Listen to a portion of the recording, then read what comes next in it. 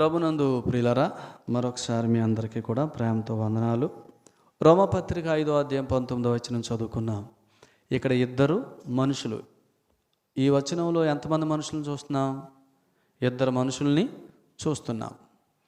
ఈ రోమపత్రిక 5:19లో మొదటి భాగంలో మనుషుడు ఎవరంటే అవిధేయుడైన మనుషుడు. రెండో భాగంలో ఉన్న మనుషుడు ఎవరంటే విధేయత చూపించిన మనుషుడు. ఇద్దరు మనుషులు. మొదటి మనుషుడేమో అవిధేయుడు, రెండో మనుషుడు విధేయుడు. అవిధేయత చూపించిన మనుషుడు ఎవరు అనంటే, ఇక్కడే చదవండి. రోమపత్రిక 5వ అధ్యాయం 12వ వచనం. ఇట్లుండగా ఒక మనుషుని ద్వారా పాపమును, పాపము ద్వారా మరణమును లోకములో ఎలాగూ ప్రవేశించునో అని చెప్పి చూడండి. ఇప్పుడు 14వ వచనం. అయినను ఆదాము చేసిన అతిక్రమం లేదా అవిధేయత అన్నాడు. 15వ వచనం అపరాధము అని అన్నాడు. ఆ ఒక మనుషుడు ఎవరంటే ఆదాము. ఆదాము చేసిన అవిధేయత ద్వారా అనేకులు ఏం చేయబడ్డారంట? పాపులుగా చేయబడ్డారు. ఇప్పుడు ఒక ప్రశ్న ఏంటి అని అంటే, రోమపత్రిక 3వ అధ్యాయం 23వ వచనంలో మనకు బాగా తెలుసు. సువార్త పరిచర్యకి వెళ్ళినప్పుడు మనం చెప్తాం, ఏ భేదం లేదు, అందరూ పాపం చేసి దేవుడు అనుగ్రహించి మహిమను. ఈ వచనం ఎప్పుడు రాయబడింది? 2000 సంవత్సరాలకు పూర్వం మొదటి శతాబ్దంలో రాయబడింది. ఎందుకంటే క్రొత్త నిబంధన గ్రంథాలన్నీ సిలువ తర్వాతే కదా. యేసుప్రభువు వారు పునరుద్ధరణ అయిన తర్వాత భక్తులు రాశారు. అంటే 2000 సంవత్సరాల క్రితం మొదటి శతాబ్దంలో రాయబడిన సంగతులు. మరి ఈ వచనం నాకు ఎలా వర్తిస్తుంది? అంతే కదా, ఏ భేదం లేదు, అందరూ పాపం చేసి దేవుడు అనుగ్రహించి మహిమను. మరి అప్పటికి నేను లేనే, నువ్వు లేవే, మన మనుగడ లేదే, మనం చేసిన పాపాలు లేవే. మరి అయినా ఈ వచనం కిందకి మనం ఎలా వస్తాం? ఈ వచనం కిందకి ఈ వచనం మనకు ఎలా వర్తిస్తుంది అని అనేదే మనం నేర్చుకోవాలి. అయితే దేవుడు ఒక మానవుణ్ణి పాపంలో చూస్తుంది. దేన్ని బట్టి అంటే, నువ్వు చేసిన వాటిని బట్టి, నేను చేసిన వాటిని బట్టి కాదు. ఎలాగునంటే, ఒకని అవిధేయత అనేకులు పాపులుగా చేసింది. ఆ ఒక్కడెవరు? మొదటి మనుషుడైన ఆదాము. ఆదాము ఏం చేశాడంటే ఆజ్ఞను అతిక్రమించాడు. యోహాను రాసిన మొదటి పత్రిక 3వ అధ్యాయం 4వ వచనం, ఆజ్ఞాతిక్రమమే పాపము. విధేయత చూపించవలసిన వాడై ఉండగా విధేయత చూపించకుండా అవిధేయత చూపించాడు. అవిధేయత ఫలం ఏంటంటే పాపంగా చేయబడ్డాడు. ఆదాము అవిధేయత చూపించాడు, ఆదాము పాపిగా చేయబడ్డాడు. ఇప్పుడు ఆదాము ద్వారానే దేవుడు ఏం చేయాలనుకున్నాడు? భూమిని నిండించాలని అనుకున్నాడు. నువ్వు ఫలించు, అభివృద్ధి చెందు, విస్తరించు, భూమిని నిండించు. ఆదికాండం 1వ అధ్యాయం 26, 27 వచనాల్లో మానవుని సృజించిన తర్వాత ఆశీర్వచనాన్ని రిలీజ్ చేశాడు. ఆ ఆశీర్వచనం ఏంటి? ఆదాము ద్వారానే భూమి నిండాలి. ఈ భూమిని నిండించడానికి ముందు ఆదాము ఏం చేశాడు? ఒక పని చేశాడు. ఆ పని పేరు ఏం పేరు? అవిధేయత అనే పని. ఎప్పుడైతే అవిధేయుడయ్యాడో ఆదాము ఏమయ్యాడు? పాపిగా ఎంచబడ్డాడు. అవిధేయత చేసిన మానవుడు ఎలా ఎంచబడ్డాడు? పాపిగా ఎంచబడ్డాడు. ఇప్పుడు కొరింథీయులకు రాసిన మొదటి పత్రిక 15వ అధ్యాయం మనం చదువుదాం. చూడండి. కొరింథీయులకు రాసిన మొదటి పత్రిక 15వ అధ్యాయం 47వ వచనాన్ని మొదటి భాగాన్ని చదవండి. 47. మొదటి మనుషుడు భూసంబంధి అయి, చాలు ఆపండి, ఇది మొదటి భాగం. మొదటి మనుషుడు భూసంబంధి అయి మంటి నుండి. ఇప్పుడు 48వ వచనం మొదటి భాగం చదవండి. మంటి నుండి పుట్టినవాడు ఎట్టివాడో మంటి నుండి పుట్టిన వారందరూ. అదే 47 మొదటి భాగం. 48వ వచనం మొదటి భాగం ఏంటి? మొదటి మనుషుడు భూసంబంధి, మంటి నుండి పుట్టినవాడు. మంటి నుండి పుట్టినవాడు ఎట్టివాడు? మంటి నుండి పుట్టిన వారు అందరూ. మంటి నుండి పుట్టిన ఆదాము ఎట్టివాడు? అవిధేయుడు. ఆదాము నుంచి వచ్చిన వారందరూ ఎవరు ఇప్పుడు? అది మనం పుట్టకముందే మనల్ని ఎవరిలో చూశాడు? ఆయన ఆదాములో చూశాడు. అంతే కదా. మనం ఇంతకుముందు ఆరాధనలో జ్ఞాపకం చేసుకున్నాం. నువ్వు పిండంలో రూపింపక మునిపే నీ దినాలని నేను మనందరినీ ఆదాములో తీసుకురావాలనుకున్నవాడు ఆదాములో మనల్ని చూశాడు. సో ఇప్పుడు భూమి మీదకి వచ్చిన ప్రతి మనిషి ఎవరి ద్వారా వచ్చారు? ఆదాము ద్వారానే వచ్చారు. మొదటి మనుషుని ద్వారానే భూమి నిండించబడింది, అందరూ ఆదాము ద్వారానే వచ్చారు. అయితే ఇప్పుడు ఆదాముతో ప్రతి మనిషికి సంబంధం ఉంది, ఈ భూమి మీద ఉన్న ప్రతి మనిషికి. గనుక ఇప్పుడు ప్రతి మనిషిని దేవుడు ఎవరిలో చూస్తున్నాడు? ఆదాములో చూస్తున్నాడు. అనగా ఆదాము అవిధేయతలో. ఆదాము అవిధేయతలో మానవులందరూ దేవునికి ఎలా కనబడుతున్నారు? ఒకని అవిధేయత అందరిని ఎలా చూపిస్తుంది? దేవుని ఎదుట పాపులుగానే నిలవబెట్టింది. ఒకని అవిధేయత ఎంతమందిని దేవుని ఎదుట పాపులుగా నిలబెట్టగలిగితే, విధేయత గొప్పదా అవిధేయత గొప్పదా? విధేయతే గొప్పదే. స్కూల్లో ఇద్దరు పిల్లలు ఉన్నారనుకోండి, ఒకడేమో అల్లరి చేస్తాడు, మాట వినడు. ఇంకొకడు బాగా చదువుతాడు, చక్కగా మాట వింటాడు. ఇప్పుడు టీచరు ఈ మాట వినేవాడిని, అల్లరి చేసేవాడిని కూడా తిప్పుకుంటుంది. ఆవిడ దగ్గర ఏమన్నా ఆడికే ఇస్తూ ఉంటుంది కదా. ఈ అల్లరి చేసేవాడిని ఏం చేయరు, దూరంగా పెడతారు. అలాగనే విధేయత ఏంటంటే మన దగ్గరికి చేర్చేది, అవిధేయత ఏంటంటే మన దూరంగా చేసేది. ఇప్పుడు ఆదాము అవిధేయత చూపించిన తర్వాత ప్రతి చల్లపూట యేసుప్రభు వారు వచ్చి ఆదామా అని అంటే ఇద్దరు పరిగెట్టుకొచ్చారు. ఆయన ఒళ్ళో ఇద్దరు కూర్చున్నారు, ఓ పక్క అవ్వ, ఓ పక్క ఆదాము. అప్పుడు వారు దిగంబరులే, ఆ తర్వాత కూడా దిగంబరులే. కానీ అవిధేయత చూపించిన తర్వాత ఇప్పుడు ఎక్కడికి వెళ్ళారు? చెట్టు చాటుకు. దిగంబరులుగా ఉన్నప్పుడు, అంజూరపు కచ్చడాలు కట్టుకున్నప్పుడు ఆయన స్వరం విని పరిగెట్టుకెళ్ళి ఒళ్ళో కూర్చున్నారు. అవిధేయులైన తర్వాత అంజూరపాకులు చుట్టుకున్న తర్వాత కూడా ఏమంటున్నారు? మేము రాలేం అని అంటున్నారు. అని అంటే అవిధేయత మానవుని ఎక్కడికి తీసుకెళ్తుందనంటే ఆయన స్వరానికి దూరంగా తీసుకెళ్తుంది, ఆయన సన్నిధికి దూరంగా తీసుకెళ్తుంది. ఈ ఒకని అవిధేయత అనేకుల్ని పాపులుగా చేసింది. ఎందుకు? మనందరం పుట్టకముందే మనందరినీ దేవుడు ఆదాములో చూశాడు. ఆదాము అవిధేయత ద్వారా ఆదాము నుంచి వచ్చే ఫలాలన్నీ చెడిపోయినాయి. మంటి నుండి పుట్టినవాడు ఎట్టివాడో మంటి నుండి పుట్టిన వారందరూ అట్టివారే. కాబట్టి మనందరికీ ఆదాముతో సంబంధం ఉంది. కాబట్టి మనందరం ఎవరు? మంటి నుండి పుట్టినవాడు ఎట్టివారో మనందరం అట్టివారమే. మనందరం అవిధేయులుగానే ఉన్నాం. గనుక అవిధేయులైన వారందరూ దేవుని దృష్టిలో ఎవరు చెప్పండి? ఒక అవిధేయత అనేకులు పాపులుగా చేసింది. అంటే దేవుని ఎదుట పాపులుగా నిలవబెట్టిన వాడెవరో? మొదటి మనుషుడు. ఇప్పుడు ఒకని విధేయత అనేకులు నీతివంతులుగా చేస్తుంది. విధేయత చూపించిన వాడెవరు? ప్రభు అయిన యేసుక్రీస్తు వారు. మనకు తెలుసు విధేయత అంటే ఏంటి. ఫిలిప్పీ పత్రిక 2వ అధ్యాయము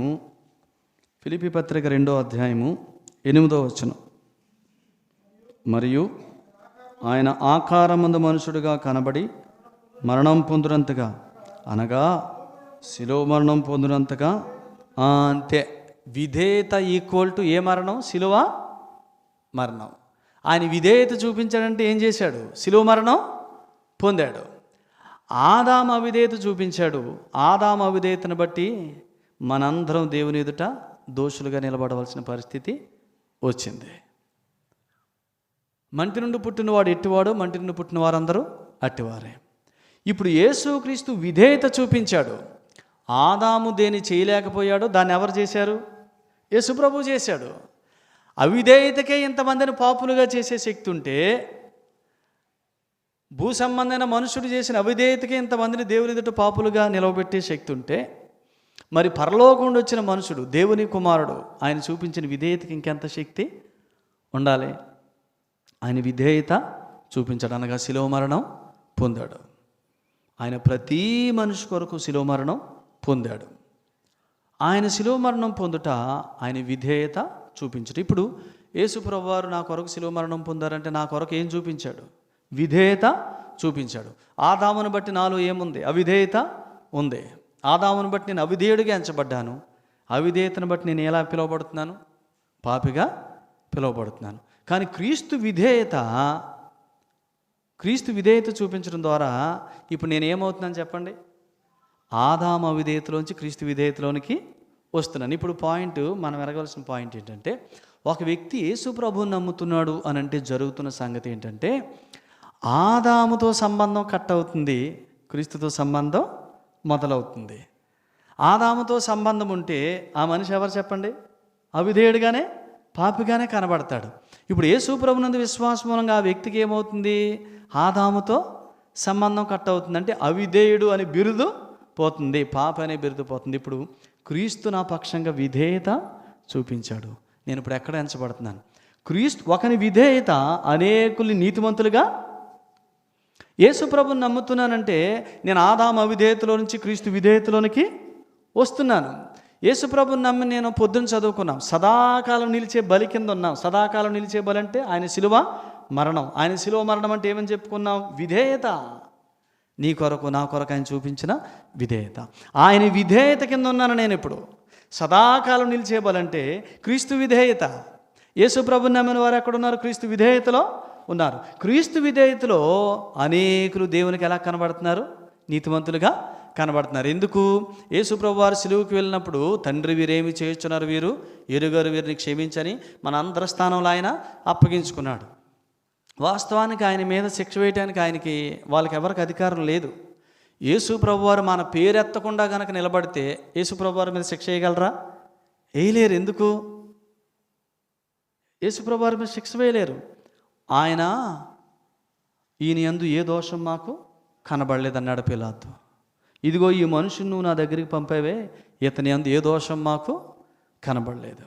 శాస్త్రులు, ప్రధాన యాజకులు, మీరు ఈయన్ని మా దగ్గరికి తీసుకొచ్చారు, ఏ నేరం మోపుతారు అని అంటే చాలా మోపారు, కానీ వారు మోపిన నేరాల్లో ఏది కూడా రుజువు కాలేదు. కాబట్టి మరి ఆయన వ్యక్తిగతంగా ఆయన నిలబడితే ఆయనలో ఏమి లేదు? పాపం లేదు. ఆయన పాపం ఎరుగడు, ఆయన పాపం చేయలేదు. కాబట్టి ఆయనకి ఏం వేయలేరు? శిక్ష వేయలేరు. ఇప్పుడు యేసు ప్రభు వారు మన స్థానంలో, తండ్రి వీరేమి చేయుచున్నారు, వీరెరుగరు, వీరిని క్షమించని మన స్థానంలో అప్పగించుకున్నాడు. కాబట్టి మనందరి స్థానంలో ఆయన అప్పగించుకున్నట్టు మనందరం ఎవరం? ఆదాము అవిధేయతలో ఉన్నవారం. ఆదాము అవిధేయతను బట్టి దేవుని ఎదుట ఎలా కనబడుతున్నాం? పాపులుగా కనబడుతున్నాం. కాబట్టి ఇప్పుడు ఖచ్చితంగా ఏం చేయగలరు? యేసు ప్రభు మనందరి పేర్లు పెట్టి నిలబడ్డాడు కాబట్టి మనందరం పాపులమే. కాబట్టి ఇప్పుడు ఏం చేయగలరు? ఆయనకి శిక్ష వేయగలరు. ఇప్పుడు అందుకని ఆయన అప్పచెప్పుకున్నాడు. వాస్తవానికి ఈ భూమి మీద ఉన్న ప్రతి మనుషునికి ఆదాముతో సంబంధం ఉంది కనుక ప్రతి మనిషి పాపిగా ఎంచబడుతున్నాడు. అందుకనే ఈ భూమి మీద ఎవ్వరు కూడా మానవుని పాపానికి పరిష్కారం చేయలేరు. అందుకని యేసు ప్రభు వారు పరలోకము నుంచి వచ్చాడు. ఆయనకు ఆదాముతో సంబంధము లేదు. ఆదాము నుంచి వస్తున్న సంతానం అంతా ఎలా వస్తున్నారు? స్త్రీ పురుషుల కలయిక ద్వారా వస్తున్నారు. ఇప్పుడు యేసు ప్రభు వారికి ఆదాముతో సంబంధం లేదంటే ఏంటి? ఆయన స్త్రీ పురుషుల కలయిక ద్వారా వచ్చినవాడు కాదు, ఆయన కన్యక గర్భాన వచ్చినవాడు. కాబట్టి ఈయనకి ఆదాముతో సంబంధం లేదు. ఆదాముతో సంబంధం ఉన్న వారందరూ ఎవరు? ఒకని అవిధేయత వల్ల అనేకులు పాపులుగా చేయబడ్డారు. అంటే ఆదాముతో సంబంధం ఉన్న వారందరూ అంటే ఆదాము నుంచి వచ్చిన వారందరూ దేవుని ఎదుట పాపులుగా కనబడుతున్నారు. కానీ యేసు ప్రభు వారు అలా వచ్చాడా? ఆదాము సంతానంలో పుట్టినట్టుగా పుట్టాడా? స్త్రీ పురుషుల కలయిక ద్వారా వచ్చాడా? కలగల. ఆయన ఎలా వచ్చాడు? ఆయన స్త్రీ యందు పుట్టాడు. దయాప్రాప్తురాలా నీకు శుభం, సర్వోన్నతుడైన దేవుడు నిన్ను కమ్ముకొనును, పుట్టబో శిశువు సర్వోన్నతుడైన దేవుని కుమారుడని అనబడును అని అన్నాడు. ఇది ఎలాగూ సాధ్యం? నేను పురుషుని ఎరుగని దాననే అనేటప్పుడు చెప్పాడు, సర్వోన్నతుడైన దేవుడు నిన్ను కమ్ముకుంటాడు, నీ గర్భంలోనికి శిశువుగా వస్తాడు అని చెప్పాడు. అంటే ఇప్పుడు ఈయన ఏ క్రమంలో రాలేదు? ఆదాముతో సంతానం వచ్చిన క్రమంలో రాలా. ఆదాము సంతానం క్రమంలో కాకుండా దైవ క్రమంలో, ఆయన సంకల్ప క్రమంలో వచ్చాడు. కాబట్టి ఆదాముతో ఎవరికి సంబంధం లేదు? క్రీస్తుకి సంబంధం లేదు. అందుకని ఆదాముకు వేరైన పురుషుడు కాబట్టి ఆదాముతో సంబంధం లేదు. కాబట్టి ఈయనలో ఏమి లేనట్లు లెక్క. ఈయన పాపిగా ఎంచబడేవాడు కాదు. ఆదాము నుంచి వచ్చిన వారందరూ ఒకనే అవిధేయత మనందరిని పాపులుగా నిలబెట్టింది. ఇప్పుడు ఆదాము నుంచి వచ్చిన వారిలో ఎవ్వరు కూడా విధేయత చూపించలేరు ఇంకా.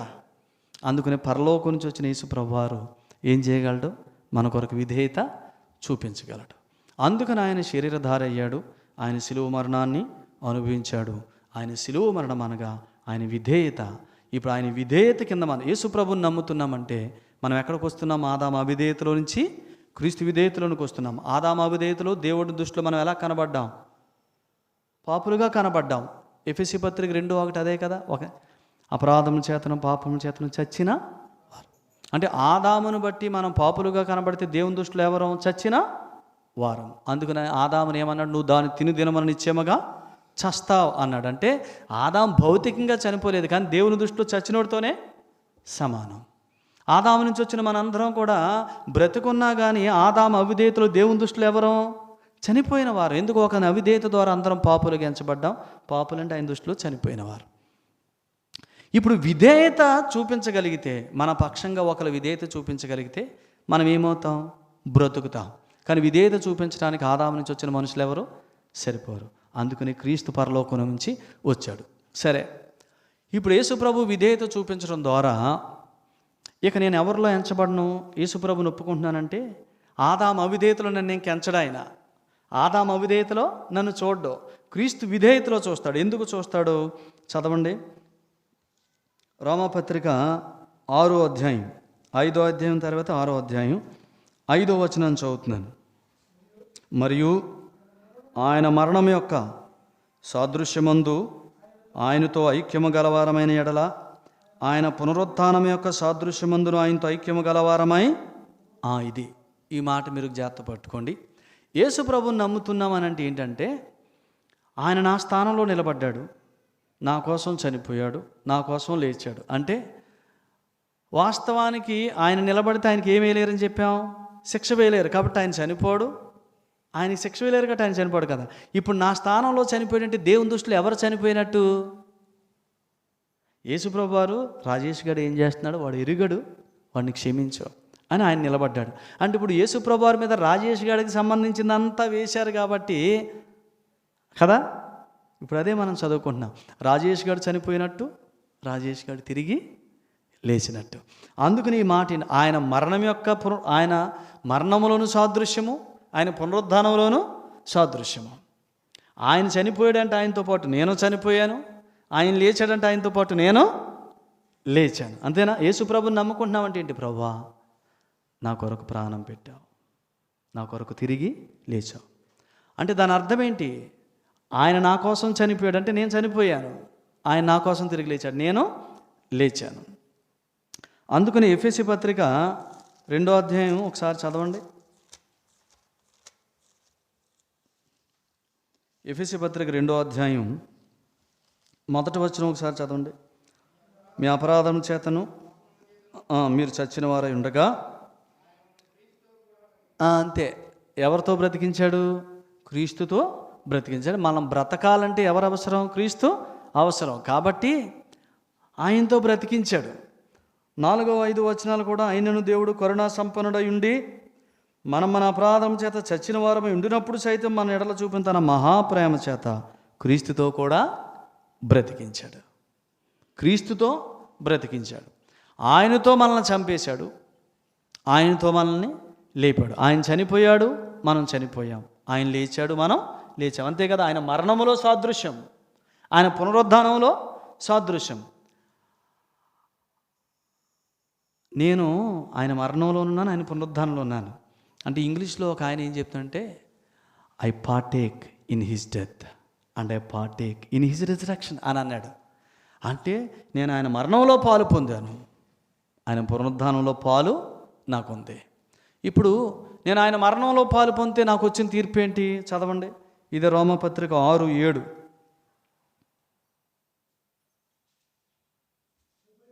చనిపోయినవాడు పాప విముక్తుడని. అంతే. యేసు ప్రభు చనిపోయాడు అంటే ఎవరు చనిపోయినట్టు? నేను చనిపోయాను. అంటే ఇప్పుడు నేను చనిపోయాను కాబట్టి ఆయన మరణం ద్వారా నాకు వచ్చిన తీర్పు ఏంటి? పాప విముక్తుడు, పాప విముక్తుడు. ఇప్పుడు యేసుప్రభు నమ్ముకుంటున్నానంటే యేసుప్రభుతో చనిపోతున్నాను, పాప విముక్తుడిని. ఎందుకు అవుతున్నాను? యేసుప్రభుతో నేను చనిపోతున్నానంటే ఆదాము సంబంధిగా నేను చనిపోతున్నాను. ఇప్పుడు యేసుప్రభుతో లేస్తున్నానంటే క్రీస్తు సంబంధిగా లేస్తున్నాను. ఆదాము సంబంధంగా చనిపోతే ఆదాము అవిధేయతలో నేను ఇంకా లెక్కించబడతానా? ఆదాము సంబంధంగా చనిపోయానంటే ఆదాము అవిధేయతలో నన్ను లెక్కిస్తాడా దేవుడు? అలా లెక్కిస్తే దేవుడు ఏమవుతాడు? ఇప్పుడు దేవుడు జ్ఞానవంతుడు కాడు కదా. యేసుప్రభు చనిపోయాడంటే నేను చనిపోయాను, నేను చనిపోయానంటే ఆదాములో ఉనికి ఇంకా నాకు ఇంకా లేదు. ఆదాము సంబంధంగా నన్ను ఆయన లెక్కించడం. ఆదాముతో లెక్కిస్తే నేను ఎలా కనబడతాను? పాపిగా కనబడతాను. ఒక అవిధేయత అందరిని పాపులుగా చేసింది. నేను ఎప్పుడైతే యేసుప్రభుని నమ్ముకుంటున్నానో క్రీస్తుతో పాటు నేను చనిపోయాను. నేను చనిపోయినంటే ఆదాము సంబంధంగా చనిపోయాను. ఇక నన్ను ఆయన ఆదాములో లెక్కించడు. కాబట్టి ఆదాము అవిధేయతలో నేను ఆయన కనబడను. ఇప్పుడు ఎవరితో లేస్తున్నాను? క్రీస్తుతో లేస్తున్నాను. క్రీస్తుతో లేస్తున్నానంటే లేచిన వాడికి వచ్చిన తీర్పు ఏంటి? ఆయనతో చనిపోయిన వాడికి వచ్చిన తీర్పు ఏంటి? పాప విముక్తుడు. చనిపోయిన వాడు పాప విముక్తుడు. మరి లేచినోడికి వచ్చిన తీర్పు ఏంటి? అక్కడే రోమాపత్రిక 4:25, ఆయన మన అపరాధం నిమిత్తము అప్పగింపబడి మనము నీతిమంతులముగా తీర్చబట్టకై ఆయన లేచాడంటే మనల్ని ఏమని తీర్చాడు? నీతిమంతులని. ఆయన చనిపోయి నువ్వు ఇక పాప విముక్తుడు రా అని అన్నాడు. ఆయన లేచి నువ్వు ఇక నీతిమంతుడు రా అని అన్నాడు. ఎందుకు ఆయనతో చనిపోవటం అంటే ఏ విషయంలో చనిపోవటం? పేతురు రాసిన మొదటి పత్రిక 2వ అధ్యాయం 24వ వచనం, మనము పాపముల విషయమై చనిపోయి ఆ నీతి విషయమై జీవించినట్లు ఆయన తానే తన శరీరమందు మన పాపముల మ్రాను మీద మోసాడా లేదా? ఆయన మ్రాను మీద చనిపోయింది ఎందుకు? ఆయన శరీరమందు మన పాపాలు మోసింది ఎందుకు? మనం పాపం విషయమై చనిపోవటానికి, మనల్ని ఆదాము అవిధేయతలో నుంచి క్రీస్తు విధేయతలోనికి తీసుకురావటానికి ఆయన చనిపోయాడు. మనం పాపం విషయమే చనిపోయాం. యేసుప్రభుతో నేను చనిపోయానంటే ఏ విషయంలో చనిపోయాను? పాపం విషయంలో చనిపోయాను. పాపం విషయంలో చనిపోయాను కాబట్టి వెంటనే ఆయన ఏం తీర్పు తీరుస్తున్నాడు? నువ్వు పాప విముక్తుడివి. తీర్పు కరెక్టా కాదా? కరెక్టే. ఆయన చనిపోయి నన్ను పాపం విషయంలో చంపేశాడు. ఆదామును బట్టి నేను ఆదాము అవిధేయతను బట్టి దేవుని ఎదుట పాపిగా కనబడుతున్నాను. నన్ను పాపం విషయంలో చంపేశాడు. తిరిగి లేచి నువ్వు పాపం విషయంలో చనిపోయావు. నీతిమంతుడు కాబట్టి, నువ్వు పాప విముక్తుడు కాబట్టి ఇప్పుడు నీతిమంతుడు. ఇప్పుడు నా పేరేం పేరు? నీతిమంతుడు. ఎందుకు? నేను ఎవరిలో బ్రతుకుతున్నాను? ఇప్పుడు క్రీస్తులో బ్రతును. ఆదాములో బ్రతికితే నేను ఎవరిని? పాపిని. క్రీస్తులో బ్రతికితే నేను ఎవరిని? ఇప్పుడు యేసుప్రభుని నమ్ముకున్నంటే ఆదాము విషయం ఏమైపోయాను? చనిపోయాను. క్రీస్తు విషయమై జీవిస్తున్నాను. క్రీస్తు విషయమై జీవిస్తున్నా అంటే విధేయతలో నేను ఎంచబడుతున్నాను. క్రీస్తు విధేయతలో దేవుడు నన్ను ఎంచుతున్నాడు. క్రీస్తు విధేయతలో ఒకని విధేయత అనేకులు నా ఎదుట నీతిమంతులుగా నిలవబెట్టింది. గనుక ప్రియులారా, ఒకే ఒక మాట నేను చదువుతున్నాను, జాగ్రత్తగా వినండి. ఇప్పుడు మరి యేసుప్రభుని నమ్ముకుంటే ఆయన విధేయతలో నేను నీతిమంతుడిగా కనబడతాను. ఎంతకాలానికి? సదా కాలానికి. దానియేలు గ్రంథం 9వ అధ్యాయం 24వ వచనం మీరు చదవండి. సదాకాలం యుగాంతం వరకు ఉండి నీతి అని అన్నాడు. ఏ నీతి అంటే ఇది? యేసు ప్రభుని నమ్ముకుంటే ఆయన విధేయతలో కనబడతాం.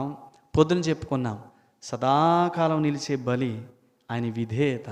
ఆ విధేయతలో యుగాంతం వరకు ఉండే నీతికి మనల్ని వారసులుగా చేశాడు. దానియేలు గ్రంథం 9:24లో కనబడింది మాట. యుగాంతం వరకు ఉండు నీతి. ఆయనే మన నీతి. మనం ఆయనలో ఉన్నాం. ఆయనలో మనల్ని దేవుడు ఎంచుతున్నాడు. ఆయనే మన నీతి. ఇప్పుడు దీనిని బట్టి దేవుడు మనం ఎలా ఎంచుతున్నాడు అనేది 4 వచనాలు నేను చదువుతాను. ఈ 4 వచనాలు మీ మనసులో ఎప్పుడు ఉండాలా గుర్తుపెట్టుకోండి. రోమాపత్రిక 5:1,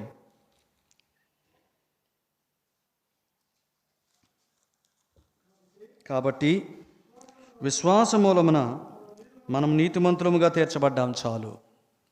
యేసు ప్రభునందు విశ్వాస మూలంగా మనం ఎలా తీర్చబడ్డాం? నీతిమంతులుగా తీర్చబడ్డాం. ఇందాక చెప్పాను, విశ్వసించడం అంటే ఏంటి? ఆయన మరణంలోనూ సాదృశ్యం, ఆయన పునరుద్ధానంలోనూ సాదృశ్యం. ఆయన మరణం ద్వారా నేను మరణించాను కాబట్టి నేను పాప విముక్తుణ్ణి. ఆయన పునరుద్ధానం ద్వారా నేను క్రీస్తులో జీవిస్తున్నాను, క్రీస్తు విధేయతలు ఎంచబడుతున్నాను, నేను నీతి మంతుణ్ణి. కాబట్టి విశ్వాసం ద్వారా నేను నీతిమంతుణ్ణి. 2 గలతీ పత్రిక 3:26. గలతీ పత్రిక 3:26. యేసుక్రీస్తునందు మీరందరూ విశ్వాసం ద్వారా దేవుని కుమారులు కుమార్తెలై, మొదటిది రోమా 5:1 గుర్తుపెట్టుకోవాలి. రోమా 5:1 ఏంటి? విశ్వాస మూలంగా మనం ఎవరు? నీతిమంతులం. ఎందుకు? క్రీస్తు విధేయతలో ఉన్నాం. ఆదాం అవిధేయతలో లేము. ఆదాం విషయంలో చనిపోయాం, క్రీస్తు విషయమే బ్రతికించబడ్డాం. క్రీస్తు విధేయతలో ఉన్నాం కాబట్టి నీతిమంతులం. కాబట్టి మనం ఎవరు? కుమారులం, దేవుని కుమారులం. మూడవ సంగతి, ఎఫెసీ పత్రిక 2:7. క్రీస్తు యేసునందు మనలను ఆయనతో కూడా లేపి పరలోకమందు ఆయనతో కూడా కూర్చుండా బెడతాడా పెట్టాడా? అర్థమైంది మీకు? నేను నమ్మాను, నేను నీతిమంతుణ్ణి, నేను నమ్మాను కుమారుణ్ణి. ఇప్పుడు ఆయన లేచి ఆయనతో పాటు నన్ను కూర్చోబెట్టుకోవటానికి ఏంటి రీజను? చదవండి, రోమాపత్రిక 8:17.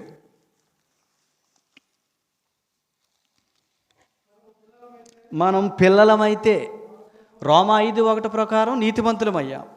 గలతీ 3:26 ప్రకారం విశ్వాస మూలంగానే కుమారులమయ్యాం. కుమారులమైతే ఎవరమంట? వారసులం. ఆఖరి మాట చదవండి, క్రీస్తు తోడి వారసులమా కదా?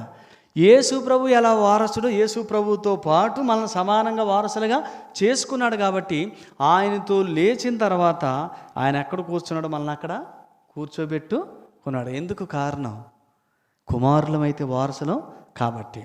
ఇప్పుడు ఇంకో మాట, మరి ఇప్పుడు ఆయన అక్కడ కూర్చోబెట్టుకున్న ప్రస్తుతం శరీరంలో ఉన్న మనం ఎక్కడ బ్రతుకుతున్నాం? భూమి మీద బ్రతుకుతున్నాం. కానీ ఎక్కడ కూర్చున్నాం? ఆయనతో కూర్చున్నాం. మరి ఆయనతో కూర్చున్నవాడు, పరలోకంలో కూర్చున్నవాడు భూమి మీద ఏ జీవితం జీవించాలా? పరలోకపు జీవితమే. అర్థమైందా? ఇప్పుడు యేసు ప్రభు బలి కింద నేను సదాకాల పాపాలు క్షమించబడ్డాయి. క్రీస్తు విధేయతలో నేనేమయ్యాను? నీతిమంతుడిగా యుగాంత వరకు ఉండే నీతికి వారసునయ్యాను. అంటే కొద్దిమంది ఏమంటారంటే, ఇంక అలాంటప్పుడు యేసుప్రభుని నమ్ముకుంటే సదాకాల పాపాల కడగబడితే ఇంకా భక్తి ఎందుకు, ప్రార్థన ఎందుకు అని అనకూడదు. ఇప్పుడు అదే పాయింట్. విశ్వసించాం, నీతిమంతులం, విశ్వసించాం, కుమారులమైతే క్రీస్తుతో వారసులం. కాబట్టే క్రీస్తు స్థానం మట్టుకు మనల్ని హెచ్చించి ఆయనతో కూడా లేపి ఆయనతో కూడా మనల్ని కూర్చోబెట్టుకున్నాడు. అది ఆయన జ్ఞానం. కానీ ప్రస్తుతం ఆయనతో ప్రస్తుతం ఎక్కడున్నాం? శరీరంలో ఉన్నాం. కానీ ఆయన ఎక్కడున్నాడు? మహిమ దేహంలో ఉన్నాడు. ఈ శరీరంలో ఇక్కడ బ్రతుకుతున్న మనం అక్కడ వారసులం కదా. ఇక్కడ చనిపోయాం ఆదాము విషయమై, క్రీస్తుతో లేచిన వాడు ఎక్కడ కూర్చున్నాడు? అక్కడ కూర్చున్నాడంటే అక్కడ వారసులం. అందుకని ఫిలిప్పీ పత్రిక 3:21 మన పౌరస్థితి పరలోకమందు. అందుకని ఇక్కడ లేదు. ఇంకా మన పౌరస్థితి ఎక్కడుంది? అక్కడ ఉంది. అక్కడ ఉందంటే ఎక్కడ బ్రతకాలి? నేను ఇండియా సిటిజన్ అయితే ఎక్కడ బ్రతకాలి? ఇండియాలోనే బ్రతకాలి. నేను పరలోకపు సిటిజన్ అయితే ఇప్పుడు నేను ఇక్కడ బ్రతుకుతున్న ఏ బ్రతుకు బ్రతకాలి? పరలోకపు బ్రతుకు బ్రతకాలి.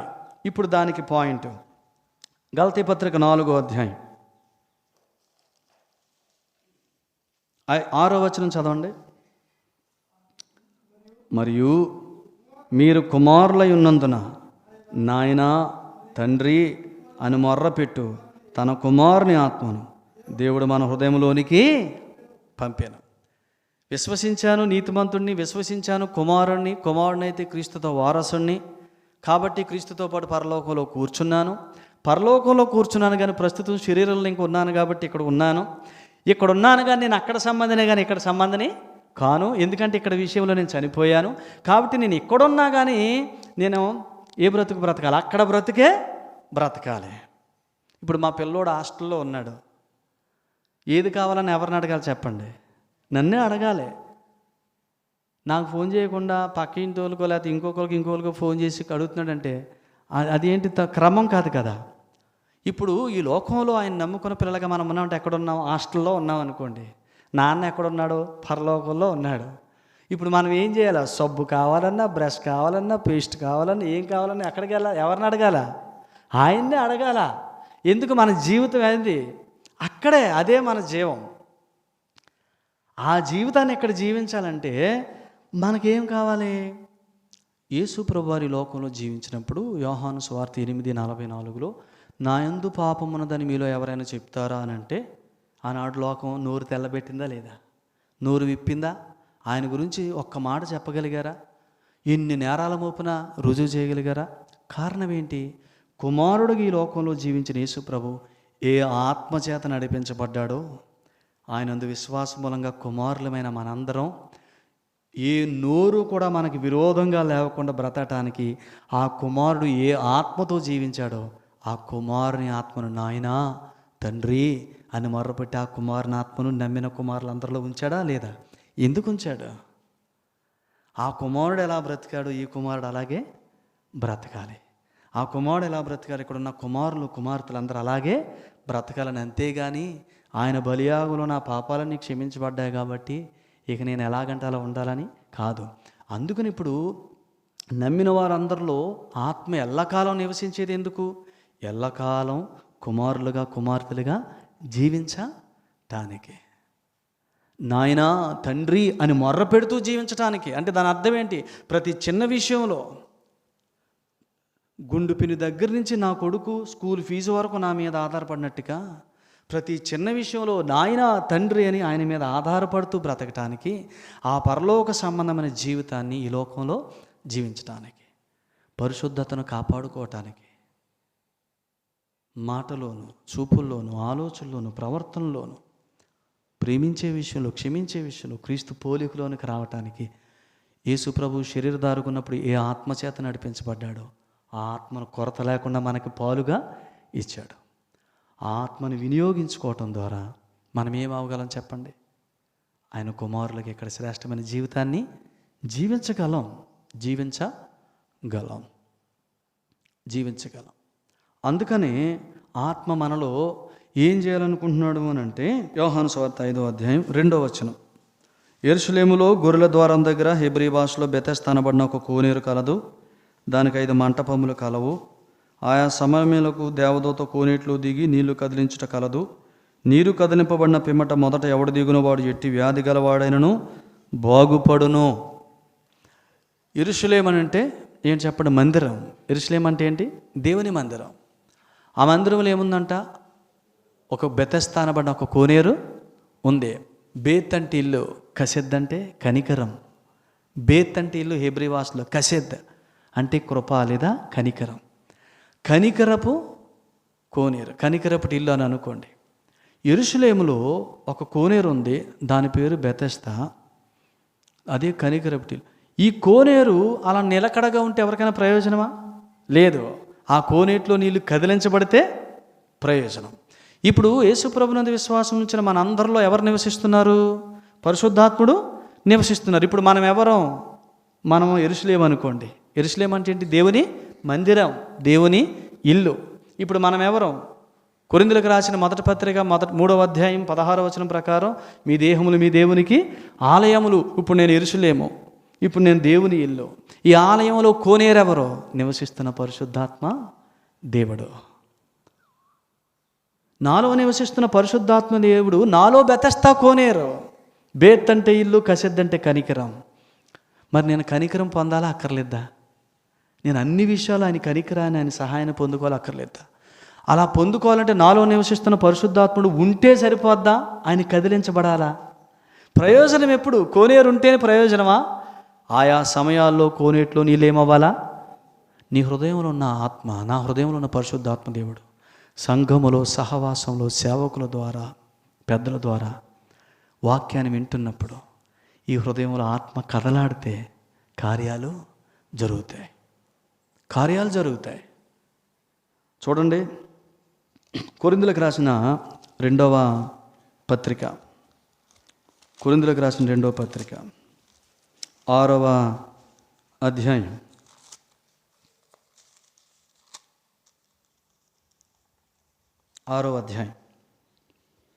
18వ వచనం. మనము జీవము గల దేవుని ఆలయమై ఉన్నాము, అందుకు దేవుడు ఇలాగ సెలవిస్తున్నాడా? జీవం గల ఆలయాలతో మాట్లాడుతున్నాడు ఆయన, నీతోటి నాతోటి. నేను వారిలో నివసిస్తాను, మాత్రమే కాదు, ఏం చేస్తాడు? ఆయన నివసిస్తే ప్రయోజనమా, సంచరిస్తే ప్రయోజనమా? సంచరిస్తేనే ప్రయోజనం. నిలకడగా ఉన్న కోనేటి నీళ్ళ ద్వారా ఎవరికి ప్రయోజనం లేదు. నీళ్ళు నిలకడకున్నంతసేపు రోగులు ఏం చేస్తున్నారు? కుప్పతెప్పలుగా ఉన్నారు. మనలో ఉన్న పరిశుద్ధాత్ముడు అలా ఉంటే, ఆయన ఉన్నాడని అనుకుంటే కాదు, ఆయన కదలాడితే కార్యం. ఆత్మ ఎందుకు నివసిస్తున్నాడు? మనలో కదలాడాలి. ఈ చెయ్యి ఇంతవరకు ఆయనకి ఏమి ఇవ్వలేకపోయిందా సరిగ్గా? ఈ కోనేటిలో నీళ్ళు కదిలించబడి ఎక్కడికి ప్రవహించాలా? చేతుల్లోకి ప్రవహించాలా? ఇచ్చే చెయ్యిగా ఈ చెయ్యి మారాలా? మా సంఘంలో ఒక అబ్బాయి దశంభాగం ఇవ్వట్లే. నువ్వు నాకు ఎప్పుడు చెప్పలేదేంటన్నా అని అన్నాడు ఒకరోజు. నేను చెప్పకూడదు. ఇక్కడ కోనేటిలో నీళ్ళు ఇక్కడికి రావాలా? కోనేటిలో నీళ్ళు కదిలితే ప్రవహిస్తాయి. బకెట్లో గట్టిగా చేతులెట్టి కొడతారు పిల్లలు, ఆ నీళ్ళు ఎక్కడికి వస్తాయి? వాళ్ళ ముఖం మీదకే వస్తాయి. కోనేటిలో నీళ్ళు కదిలించబడితే, ఆ నీరు తాకితే ఇవ్వలేని చెయ్యి కూడా, ఊచ చేతులు కూడా ఏమవుతాయి చెప్పండి? బాగుపడిపోతావు. నువ్వు ఇవ్వలేకపోతున్నావంటే నీ చెయ్యి ఊచ చెయ్యి. పరిచర్య చేయలేకపోతున్నావంటే నీ చెయ్యి ఊచ చెయ్యి. యేసు ప్రభు నామంలో మందిరంలో ఊచ చేయలన్నీ బాగుపడును గాక. అర్థమవుతుందా? ఇక్కడ గనక ఈ నీళ్లు కదిలించబడి నా ఆలోచనలోకి ప్రవహిస్తే, నా ఆలోచనలు ఎలా ఉంటాయి? తేటగా ఉంటాయి. సహోదరుల విషయమైన తేట, సేవకుని విషయంలో తేటగా ఆలోచించే అనుభూతి. ఎప్పుడు? అందరిలోనూ ఆత్మ నివసిస్తున్నాడు, కానీ కొందరిలో ఆయన కదులుతున్నాడు, కొందరిలో ఆయన ప్రవహించగలుగుతున్నాడు, అనేక ప్రాంతాలకు వెళ్ళగలుగుతున్నాడు. కొందరిలో ఆయన అక్కడే ఉండిపోగలుగుతున్నాడు. కారణం ఏంటి? నేను వారిలో నివసిస్తాలి మాత్రమే కాదు, సంచరించాలి. ఆయన సంచరించేది జరిగేది ఏంటి? గలతీ పత్రిక 3వ అధ్యాయం 5వ వచనం. ఆత్మను మీకు అనుగ్రహించి, అంతే. ఆత్మను మనలో నివసింపజేసినందుకు మనలో ఏం చూడాలనుకుంటున్నాడు ఆయన? అద్భుతాలు. ఒకప్పుడు కాదు, యేసుప్రభుని నమ్ముకున్న తర్వాత నీ నోట్లో అద్భుతం చూడాలనుకుంటున్నాడు. నీ చూపుల్లో అద్భుతం, నీ చేతుల్లో అద్భుతం, నీ ప్రవర్తనలో అద్భుతం, నీ ఇంట్లో అద్భుతం, నీ ఆలోచనలో అద్భుతం చూడాలనుకుంటున్నాడు ఆయన. ఆయన ఆత్మను అనుగ్రహించింది నీలో అద్భుతాలు చూడటానికే. కానీ ఆత్మ కదలాడేవాడుగా లేడు. చాలామందిలో వస్తున్నారు, వెళ్ళిపోతున్నారు, కానీ కోనేటిలో నీళ్ళు ఏమవట్లా? ప్రవహించాలా? మనసుకు తాకాల, మనసులో స్వస్థత. చేతులకు తాకాల, చేతుల్లో స్వస్థత. కాళ్ళకు తాకాల, నడవడిలో స్వస్థత. మనసుకు తాకాల, ఆలోచనలో స్వస్థత. నీలో అద్భుతాలు చేయాలనుకున్నాడు. మనమై ఆయన ఆలయం. మనలో ఉన్న పరిశుద్ధాత్మ దేవుడు కోనేరు నీళ్ళు కదిలించబడాలి. ఏం చేయాలి? ఇదే గలతీ పత్రిక 5వ అధ్యాయం 16వ వచనం. నేను చెప్పున్నదేమనగా, ఆత్మానుసారంగా నడుచుకునుడి, అప్పుడు మీరు శరీరేచ్ఛను. మనలో ఉన్న ఆత్మ అంటే ఎవరు చెప్పండి? కోనేరు. ఆ కోనేరు ఉన్నది ఎందుకు? అద్భుతాలు చేయటానికి. ఇప్పుడు బెతస్తా కోనేరు ఉన్నది ఎందుకు? అద్భుతాలు చేయటానికి. ఎప్పుడు జరుగుతాయి అద్భుతాలు? నీళ్లు కదిలించబడితే అద్భుతం. ఇప్పుడు మనలో ఉన్న కోనేరు ఎవరు? నేను ఒక ఆలయం, నువ్వు ఒక ఆలయం. మనలో కోనేరు పరిశుద్ధాత్మ దేవుడు. ఆయన సంచరిస్తే అద్భుతం చూస్తాం. ఆయన ఎప్పుడు సంచరిస్తాడు? మనం ఆత్మానుసారంగా నడుచుకుంటే. ఏం చేయం? శరీరేచ్ఛలు నెరవేర్చం. అంటే ఏం ఫలిస్తాం? ఆత్మానుసారంగా నడుచుకుంటే పరిశుద్ధతను ఫలిస్తాం. ఆయన పరిశుద్ధులుగా ఉండటానికి పిలిచాడా? పరిశుద్ధతకు వేరుగా ఉండటానికి పిలిచాడా? పరిశుద్ధతను ఫలించాలంటే నేను ఎవరిని ఉపయోగించుకోవాలి? నా కోనేటిలో నీళ్ళు నేను కదిలించుకోవాలి. ఆత్మానుసారంగా నడుచుకున్నప్పుడు శరీరేచ్ఛలు నెరవేర్చరు. ఆత్మానుసారంగా నడుచుకోవటం అంటే ఏంటి? ప్రకటన గ్రంథం 2-3 అధ్యాయులు ఆత్మ సంఘములతో చెప్పుచున్నమాట చెవి గలవాడు అంతే వినాలి. ప్రభు వచ్చే వరకు, నువ్వు లోకాన్ని విధులుపెట్టే వరకు నీ హృదయంలో ఉన్న కోనేట్లు నీళ్ళు కదలాలి. నీ చేతుల్లో ఓచ చేతులు, కుంటికాళ్ళు, పక్షవాయువు కలిగి పడిన స్థితిలో ఏమీ చేయలేని సంఘం కొరకు, దేవుని కొరకు ఏమీ చేయలేని వారందరూ ఏ స్థితి? సువార్తల్లో పక్షవాయువు కలిగిన స్థితి. ప్రతిసారి ఎవరో ఒకరు రావా, ఈ వారం కూడా రావా అంటేనే వస్తారు. వాళ్ళందరూ ఏ స్థితి? పక్షవాయువు గల స్థితి. కొంతమంది ఏం అడుగుతారు తెలివిగా? నువ్వు వెళ్తున్నావా అని అడుగుతారు. ఈరోజు నేను వెళ్ళను అని అంటే, నేను ఏం చేద్దామని చూస్తున్నాను అంటే దాని అర్థం ఏంటి? ఈవిడికి వెళ్ళాలని లేదు, ఎవరో ఒకరు ఊతవిస్తే మానేద్దామని. నువ్వు వెళ్తున్నావా? కాదు, నేను వెళ్తున్నాను, నువ్వు రా అనాలి. పక్షవాయు కలిగిన స్థితి పోవాలి సంఘాలలో. పరిచర్య చేయలేని, దేవునికి ఇవ్వలేని ఊచ చేతులు పోవాలి. ఒకడు 38 ఏండ్లుగా ఆ కోనేటి దగ్గరే ఉండిపోయాడు. మన సంఘాల్లో ఉన్నారు లేదా? ఉన్నారు. ఒక ఆవిడ 18 ఏండ్ల నుంచి వంగిపోయినా నడుము వంగిపోతే ఎటు చూస్తాం చెప్పండి? పైకి చూస్తామా, కిందకు చూస్తామా? నేల చూపులే. ఎంతసేపు భూసంబంధం వాటి మీద మనసు పెట్టుకుని చూసే జీవితం. నడుము వంగిపోవటం అంటే ఏంటి? 119వ కీర్తన 25వ వచనం దావీదు శ్రేష్టమైన మాట మాట్లాడాడు. ఆ ఒక్క మాట చదువుతున్నాను, సమయాన్ని బట్టి విడిచిపెడుతున్నాను. ప్రభు చిత్తమైతే మనం తర్వాత నేర్చుకుందాం. 119వ కీర్తన 25వ వచనం. నా ప్రాణము మంటిని హత్తుకొనుచున్నది, నీ వాక్యము చేత నన్ను. యేసు ప్రభు నామములో ఈ కోరిక మనందరం కలిగి ఉండాలి. ప్రభువా, వాక్యం చేత బ్రతుకుదాం అనుకుంటున్నాను, కానీ మనసు ఎప్పుడు లోకం మీదకి, మంటి సంబంధం వాటి మీదకి వెళ్ళిపోతుంది. లేదు, నన్ను ఇలా బ్రతికించొద్దు. భూ సంబంధం వాటి మీద మనసు పెట్టుకుని బ్రతుకు నాకు వద్దు. నీ వాక్యము చేత నన్ను బ్రతికించు, ఆత్మానుసారంగా బ్రతకడం నడిపించు. ఆత్మ ప్రభువా, సంఘాలతో మాట్లాడుతున్నావు, వినగలిగే చెవి నాకు ఇవ్వు అని అడుగుదాం. యేసు ప్రభువారు వెళ్ళిపోతూ ఆఖరిగా చేసిన స్వస్థత ఒకటి చెప్పండి. ఆయన ఆఖరిగా చేసిన స్వస్థత చెప్పండి. వెరీ గుడ్ అన్న. మలుకు అనే ఒక బంటు యొక్క చెవిని పేతురు నరికితే యేసు ప్రభువారు ఏం చేశాడు? దాని అర్థం ఏంటి? నేను వెళ్ళిపోతున్నాను, పరిశుద్ధాత్మను పంపిస్తాను, ఆత్మ మీతో మాట్లాడితే మీకు చెవి చాలా అవసరం.